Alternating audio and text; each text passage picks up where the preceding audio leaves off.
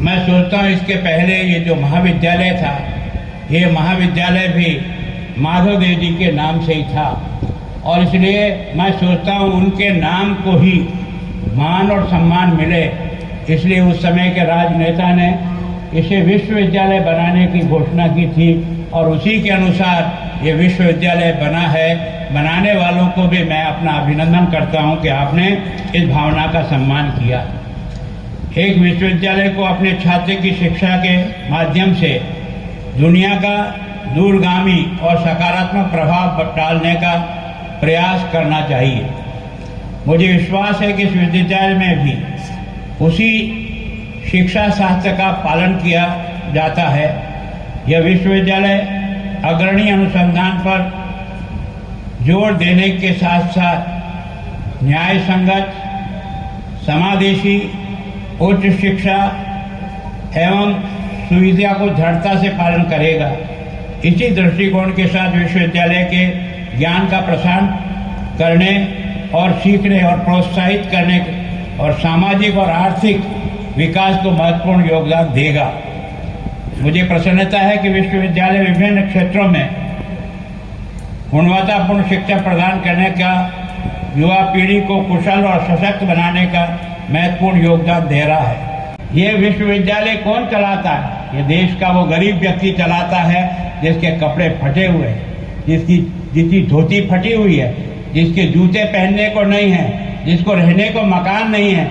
वो अपने खून पैसे के पैसे से आपके और मेरे विश्वविद्यालय को खड़ा करते हैं और पहली तारीख को तनख्वाह देते हैं, जहां हम सब लोग अपना गुजारा करते हैं।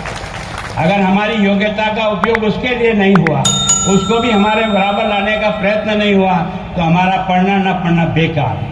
केवल और केवल हम अपने बच्चे को और एक परिवार पालने के लिए इस देश में पैदा नहीं हुए। इस देश में पैदा हुए हैं तो माधव देव की संस्कृति में हुआ, जिन्होंने अपना जीवन स्वयं के लिए नहीं जिया, उन्होंने देश के लिए जिया। इसलिए माधव देव के नाम से आज विश्वविद्यालय है। मैं सोचता हूं हमें भी वो क्षमता है। भगवान ने हमारी एक मशीन का पुर्जा नहीं बदला, हमें भी वो क्षमता है। उस क्षमता का उपयोग करने का निश्चय होना चाहिए और उसके लिए ईमानदारी से प्रयत्न होना चाहिए। मैं सोचता हूँ आप और हम सब लोग बहुत भाग्यशाली है। आपको दिक्कत आ रही है, मैं इसी साहब से कहा है कि आप 30 तारीख को जब वाइस चांसलर की मीटिंग में आए, उसके बाद रुक करके निश्चय करें कि हम आपके कम से कम नए सिलेक्शन होकर के टीचर मिलेंगे, उसमें 6-8 महीने लग जाएंगे। 6-8 महीने की पढ़ाई का नुकसान न हो, इसके लिए क्या क्या शॉर्ट रास्ते हो सकते हैं ताकि बच्चे को फैकल्टी मेंबर मिले, इसके लिए व्यवस्था करने के लिए जो भी तरीका निकालना पड़ेगा हम निश्चित निकाल करके आपकी जो गैप है, इस गैप को पूरा करने का प्रयत्न करेंगे। लेकिन मेरी इच्छा थी कि एक बार कम से कम विश्वविद्यालय को जाकर देखा जाए। यहाँ देखने के बाद लगा कैंपस बहुत अच्छा, सब कुछ अच्छा है, पर फैकल्टी मेंबर जब यहाँ नहीं होता है, वहाँ शिक्षा को उस ऊंचाई पर ले जाना इतना आसान नहीं होता है। क्योंकि जो कुछ भी आधार होता है विश्वविद्यालय, वो वाइस चांसलर साहब, आप और आपकी फैकल्टी मेंबर होते हैं। वो किस प्रकार के डिवोटी है, किस प्रकार के परिश्रम है, वही बात इन बच्चों के अंदर जाएगी। तो मैं सोचता हूँ इस कमी की पूर्ति के लिए जो कुछ मुझसे बन पड़ेगा मैं करने के लिए पूरा प्रयत्न करूँगा। और आप सभी बच्चों को भी मैं अपनी ओर से शुभकामना देता हूँ कि पूरा परिश्रम करें, अपने माता पिता की मन की इच्छा का पूरा सम्मान करते हुए आगे बढ़ने का प्रयास करें। क्योंकि आपके यहाँ जो तैयार बच्चा होगा वो केवल आसाम की सेवा नहीं करेगा, दुनिया के हर देश में जाकर के अपने इस माधव देव विश्वविद्यालय का डंका फैलाने की क्षमता रखता है। मैं सोचता हूँ इस भाव को रखिए। ये विश्वविद्यालय कोई सामान्य विश्वविद्यालय नहीं है, ये ऐसे महापुरुष के नाम से विश्वविद्यालय है। इस विश्वविद्यालय की गरिमा के साथ ही मैं सोचता हूँ उस महापुरुष का भी सम्मान होगा। ये हमेशा अपने दिल और दिमाग में बिठाए रखिए कि मैं उस स्थान पर पढ़ करके आ रहा हूँ जहाँ माधव देव का जन्म हुआ है, और जो अपने लिए नहीं जिया, दूसरों के लिए जिया है, वही मेरा जीवन बने। उन्हीं आदर्शों को लेकर मैं आगे बढ़ सकूं। एक बार आपने बुलाकर यहाँ सम्मान किया, आपका बहुत बहुत धन्यवाद करता हूँ। और विशेष करके एमएलए साहब, आप लोगों को भी चिंता करना पड़ेगा, केवल यहीं बात नहीं करोगे, आप हमारे यहाँ भी राजभवन में भी आकर के जब तक ये फैकल्टी मेंबर की पूर्ति नहीं होती है तब तक क्या क्या किया जा सकता है, उसके लिए आप और मैं पूरा प्रयत्न करेंगे निश्चित रूप से, ताकि जैसे अच्छा से अच्छा हमें स्टाफ मिले, अच्छा से अच्छा वातावरण मिले। अभी कुछ बिल्डिंग आपकी बन रही है, कुछ तैयार होने में नवंबर 24 तक होगी।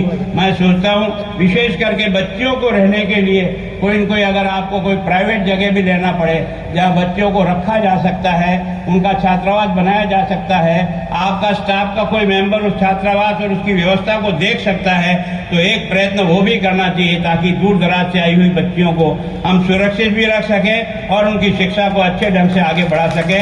इसलिए आप सबका बहुत बहुत धन्यवाद। जय भारत। जरूरत है। तो मैं सोचता हूं कि जिन लोगों को जनता चुनती है वो जनता के सेवक है, जनता के माई बाप नहीं।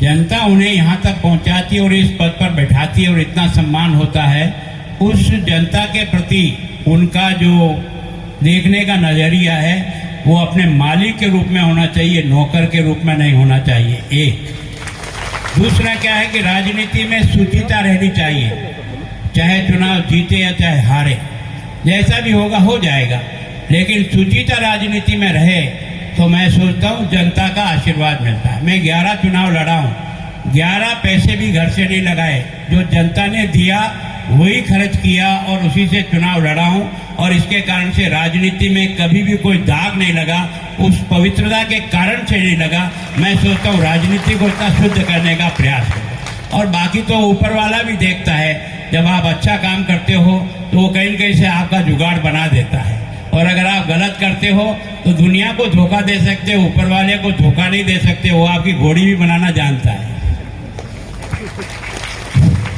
कि लोगों ने अपना सारा जीवन देश निर्माण के लिए लगाया, किसी आदमी की नौकरी करने के लिए नहीं। हम जो कुछ भी काम कर रहे हैं वो देश के लिए कर रहे हैं। राजनीतिक पार्टियां देश के बाद आती है, पहले नहीं आती है। इस मन को बिठा करके अगर काम करेंगे तो निश्चित रूप से हमारा जीवन, मैंने विद्यार्थी जीवन से ही एक तरह से विद्यार्थी परिषद के माध्यम से इस क्षेत्र में आने का मेरा सौभाग्य मिला। तो मैं सोचता हूँ कि विद्यार्थियों को भी केवल और केवल जीतने के लिए उनको चाहे जिस प्रकार के हथकंडे अपनाने की जरूरत नहीं है। हार जीत तो जिंदगी का खेल है, कभी जीतेंगे कभी हारेंगे, लेकिन गलत तरीके से जीता हुआ भी हारा हुआ के बराबर ही होता है। इस बात को समझ करके करो तो आप निश्चित रूप से आगे बढ़ोगे। मैंने आपके बिना बताए कहा कि सबसे पहले फैकल्टी जितनी मजबूत होगी उतना विश्वविद्यालय मजबूत होगा, और दूसरा पढ़ाई के साथ जो अदर एक्टिविटीज है उसमें खेल भी एक है। बच्चों में अलग अलग प्रकार की प्रवृत्ति और विशेषता होती है। मेरा कोई परफॉर्मेंस बहुत अच्छा नहीं था, लेकिन मैं ऐसा मानता हूँ परफॉर्मेंस हो या ना हो, अगर मन में लगन हो तो हर रास्ता तय हो सकता है हर तरह से। तो अदर एक्टिविटीज में भी विश्वविद्यालय उतना ही बड़ा करे, जिसमें खेल भी है, साहित्यिक एक्टिविटीज भी है, बाकी भी है। अभी मैंने जैसे देखा था कि यहाँ स्काउटिंग भी है, यहाँ कुछ बाकी NSS भी है। तो मैं सोचता हूँ वातावरण इंसान को बनाता है, वातावरण पेड़ को भी बढ़ाता है और घटाता है और मोड़ देता है। तो जैसा वातावरण बनेगा वैसे ही बच्चे तैयार होंगे।